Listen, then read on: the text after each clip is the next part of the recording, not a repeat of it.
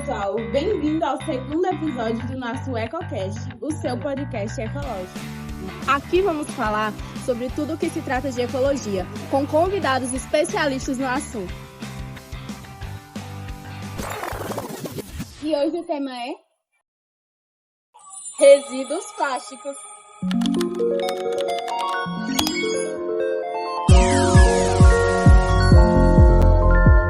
E hoje a conversa é com o professor Lu Anderson. Primeiramente, a gente queria te agradecer, por estar aqui com a gente mais uma vez no nosso podcast, com um tema sobre os resíduos plásticos, E a gente queria te conhecer melhor, sua formação. A gente já se conhece desde o ano passado, mas a gente gostaria de saber um pouquinho mais. Bom, meninas, boa tarde. Primeiramente, eu quero agradecer também o convite. Que bom saber que o podcast do ano passado surtiu efeito e que vocês gostariam de me ouvir um pouco mais, falar sobre essas questões ambientais. Também gosto muito de discutir sobre isso, de tentar, de alguma forma, pensar em soluções razoáveis, e, de alguma forma, emprestar minha voz para vocês, que são também multiplicadores de educação ambiental. Obrigado mais uma vez pelo convite, pelo espaço. Então, sou Lu Anderson, sou natural aí de Campos Sales, onde eu me graduei em Ciências Biológicas pela Universidade Regional do Cariri. Na URCA eu também cursei especialização em Educação Ambiental, especialista em Educação Ambiental. Tenho mestrado em Ecologia e Recursos Naturais pela Universidade Federal do Ceará. E atualmente estou no segundo ano do doutorado em Biologia Vegetal na Universidade Federal de Pernambuco. Nesse momento eu estou em Pernambuco, estou no meu campo, coletando dados ecológicos para a minha tese. Estou na cidade de Buíque, no Parque Nacional do Catimbau. E eu trabalho na área da pesquisa com interações entre plantas e formigas, investigando como que perturbação antrópica, diferentes usos da terra impactam na comunidade de formigas, afetam a assembleia desses organismos e nos serviços que elas prestam às plantas, nas funções ecológicas que elas provêm às plantas, como dispersão de sementes, proteção de herbivoria. Então, é o que eu faço. Dei aulas durante muito tempo, fui professor de ciências, de biologia, e, por enquanto, estou me dedicando somente à pesquisa acadêmica. O tema desse ano é resíduos plásticos. Aí, tem alguma coisa para falar sobre o tema? Uma temática relevante, pertinente de ser abordada, dado que a gente está numa sociedade cada vez mais consumista, em que a gente consome cada vez mais produtos de origem plástica, e os resíduos que a gente produz, uma parte muito pequena, muito ínfima, é retornada para a cadeia produtiva, é retornada para ser reutilizada ou reciclada. Então, a maior parte é descartada de forma inadequada, e aí a gente tem diversos problemas que decorrem desse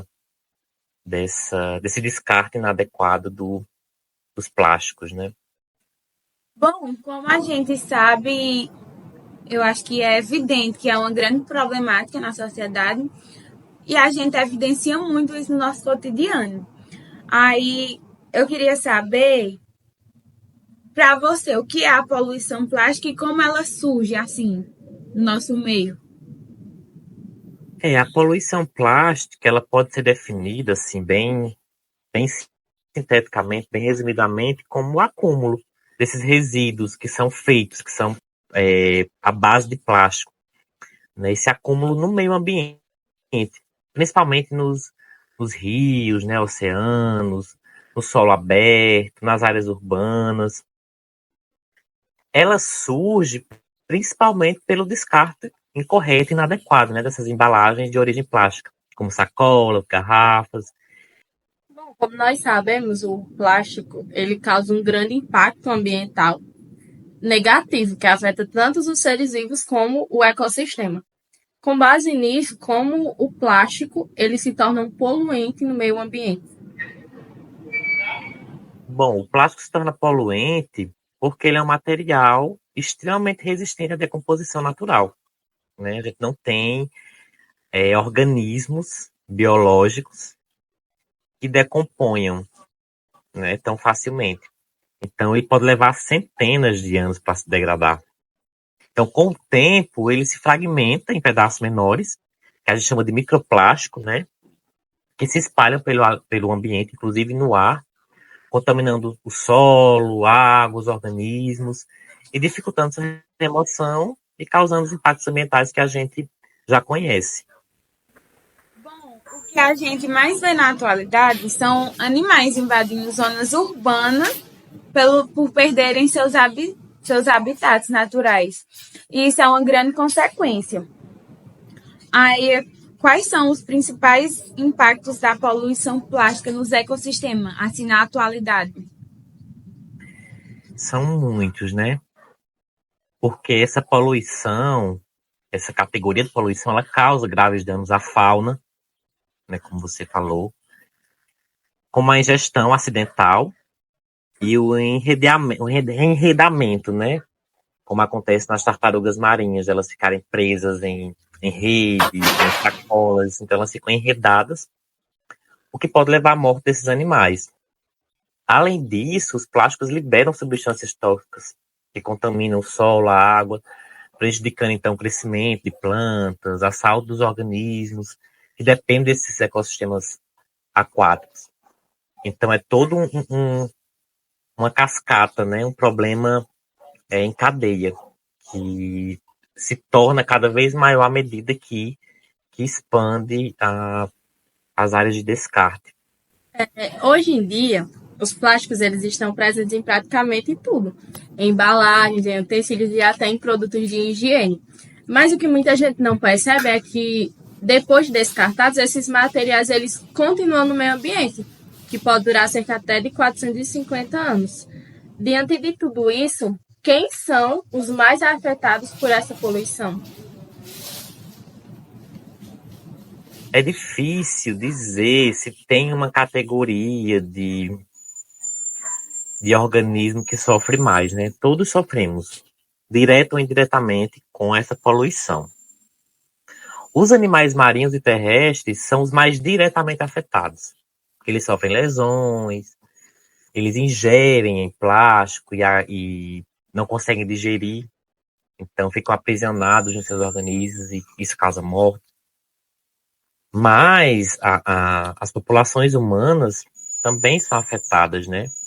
Principalmente aquelas que vivem próximas a ambientes contaminados, porque podem sofrer impactos na saúde, na economia, na qualidade de vida, né? Pois dependem do ecossistema para obter esses alimentos, esses recursos naturais. E também essa fragmentação do plástico e microplástico, né, que fica disponível inclusive no ar que a gente respira, a gente está ingerindo não só via alimentação microplástico, mas também pela respiração. E aí tem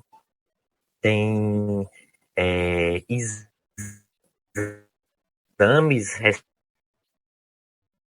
recentes, né, também nada de microplástico. Já encontraram microplástico tá nos tecidos do cérebro do ser humano. Então, é uma situação deveras muito, muito, muito, muito preocupante. A gente precisa estar alerta e pensar em formas de mitigar ou, quem sabe, resolver de uma vez por todas isso.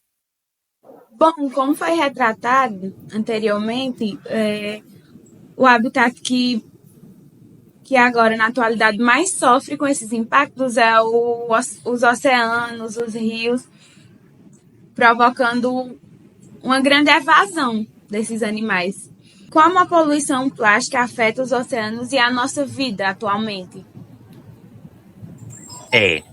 Nos oceanos, o plástico, como eu falei, né, causa uma série de problemas para a fauna marinha, né, o sufocamento, ferimentos, bloqueio no sistema digestivo de muitas espécies marinhas, porque elas se alimentam, confundem às vezes a sacola com uma água viva, com um organismo que faz parte da sua dieta.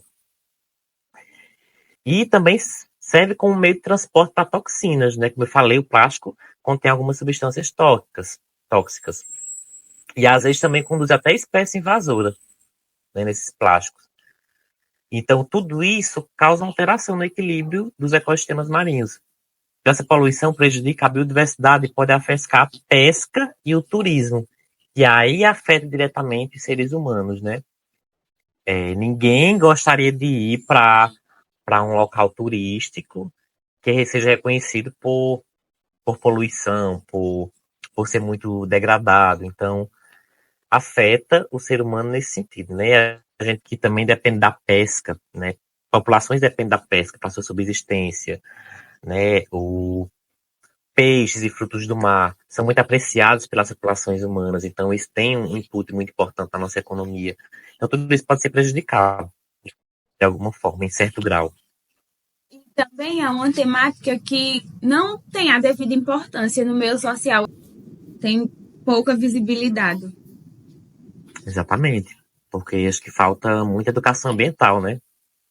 Como já foi falado, o problema ele vai começar quando o material ele é descartado de forma errada, causando impacto na vida marinha dos seres humanos. E diante de tudo isso, muitas pessoas ainda se perguntam, será que ainda é possível mudar esse cenário? E aqui vai entrar um ponto-chave na nossa conversa.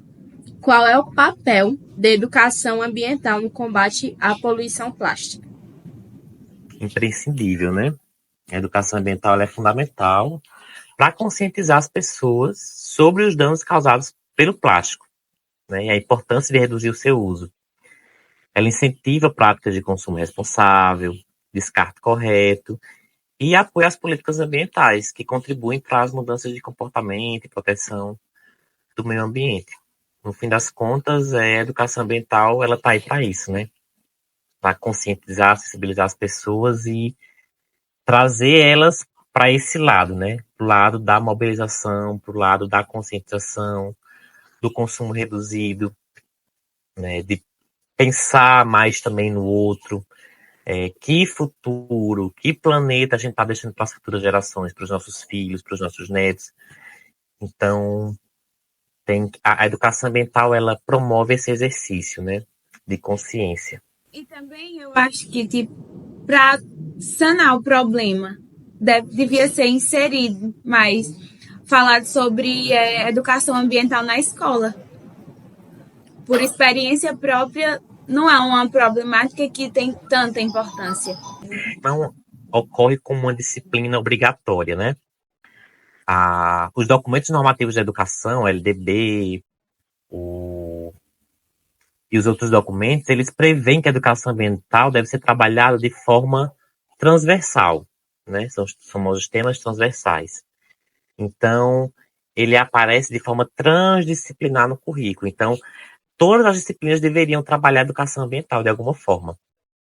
Teoricamente, né? A gente sabe que na prática não acontece muitas vezes isso. Muitas vezes deixam só para a disciplina de ciências ou biologia, no máximo geografia. Mas é garantido que todos os componentes curriculares, de alguma forma, trabalham essa temática. E eu acho que isso dificulta cada vez mais a conscientização sobre o problema, sobre por que é importante eu reutilizar, eu reciclar, eu não poluir o meio ambiente. Exato. Diante de todo esse contexto, de todo o problema, a gente não deve desanimar, baixar a cabeça, porque basicamente as nossas ações, pequenas escolhas do dia a dia influenciam muito isso. Sim. E não é sobre encontrar um vilão, né? Todos nós somos corresponsáveis por essa situação. Todos nós consumimos plástico, né? Então, pequenas ações do cotidiano podem minimizar esse impacto. São escolhas que você faz no dia a dia, né? Então, evitar pegar sacola no supermercado para embalar suas compras, leva a bolsa retornável de casa, saber descartar corretamente o seu lixo plástico, os seus resíduos sólidos, saber se posicionar, reivindicar políticas na sua cidade voltadas para coleta seletiva, para destinação correta dos resíduos sólidos, que inclui o plástico. Então, ser realmente um cidadão ativo, né? Reconhecer a problemática, mas não se acomodar diante dela. E muitas vezes as pessoas acabam não tomando essas iniciativas justamente pela falta de informação, porque não sabem como devem agir.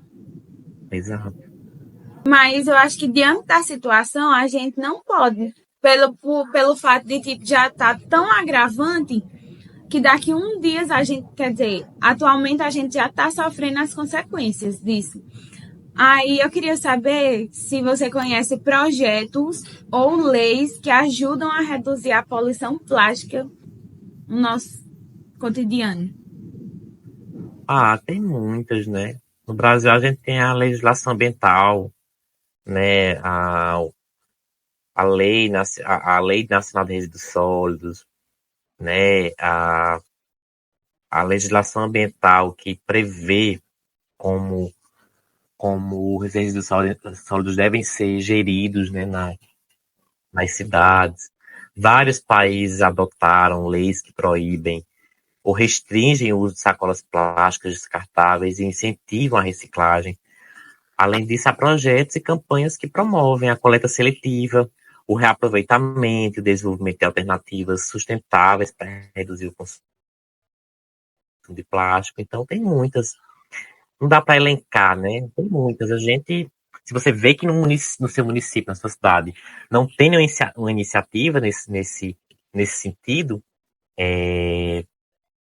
talvez cabe a você pensar. E eu lembro que aí em Campos Sales, no período que eu trabalhei em Salitre, na Secretaria de Educação, uma vez foi uma ONG, acho que uma ONG, que trabalha com algumas políticas ambientais, incluindo coleta seletiva. Eles têm, eles gratificam quem leva uma determinada quantidade de resíduos, eles pesam e tal, para dar um destino correto para esses resíduos. Eu não lembro, não me recordo o nome da instituição, mas aí de Campos Sales, e eles eram bem engajados. Eu lembro que eu assisti uma palestra de um dos integrantes. Achei bem massa o projeto. Se eu tivesse ficado mais tempo aí, eu iria procurar eles para tentar contribuir com esse projeto. Eu não sei se é, eu não sei se é essa, mas aqui a gente tem o Instituto CMA, que diretamente está ligado nessa questão de coleta, e também tem o aterro sanitário, que eu acho que já é uma questão de município, que lá eles fazem o processo de reciclagem corretamente, o direcionamento de resíduos, todo esse sistema bem consciente. É exatamente o CMA a que eu estou me referindo. Exatamente isso. Bem, a sociedade normalmente ela acha que nossas escolhas diárias elas não têm poder. Mas pequenas ações, quando são feitas por muitas pessoas, elas podem mudar muita coisa. O que cada pessoa pode fazer no dia a dia para reduzir essa poluição?